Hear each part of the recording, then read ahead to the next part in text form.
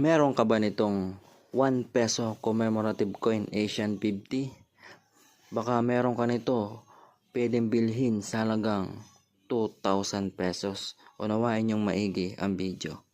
Magandang araw mga ka-coin collector.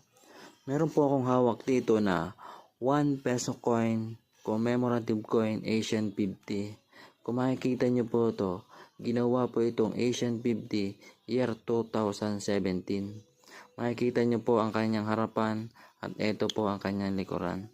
Republika ng Pilipinas, 1 peso coin. Naghahanap po ako ng 1 peso commemorative coin na Asian 50 na brilliant condition. Lalong-lalo na po yung mga naka-blister pack, at yan po ay bibilin ko sa inyo sa halagang 1,500 mga coin collector. Basta po kompleto ang 1 peso commemorative coin na aking hinahanap.